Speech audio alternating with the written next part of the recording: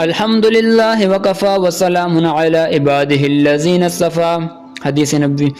قال رسول اللہ صلی اللہ علیہ وسلم کفلۃ کغزوۃ، جہاد سے واپس آنا بھی جہاد پر جانے کے برابر ہے.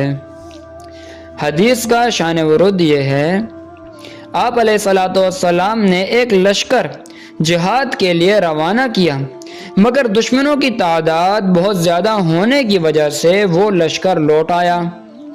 اس وقت آپ علیہ الصلوۃ والسلام نے فرمایا کہ تم لوگ اس لیے واپس آئے ہو کہ مزید لوگوں کو ساتھ لے جاؤ، اور اس وقت یہ فرمایا کفلۃن کغزوۃ.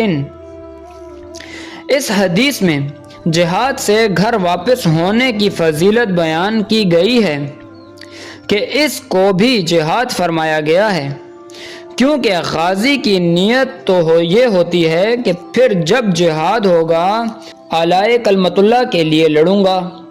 شیخ عبدالحق محدث دہلوی رحمہ اللہ فرماتے ہیں کہ جب آدمی جہاد سے واپس آتا ہے اور گھر والوں سے ملتا بھی ہے تب بھی اس کا ثواب ختم نہیں ہوتا، جیسے کہ حاجی کا ثواب ختم نہیں ہوتا.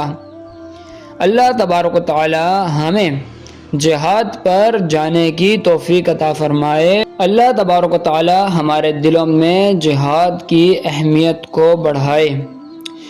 جب بھی ضرورت پڑے اللہ تبارک و تعالی ہمیں جہاد کے لیے تیار فرمائے. اگر میدان جنگ میں وفات ہو گئی، مر گئے تو بھی شہید کہلائیں گے، اور اگر بچ گئے اور واپس آ گئے تب بھی غازی کہلائیں گے. دونوں ہی صورتحال میں ہمارے ہی فائدے ہیں.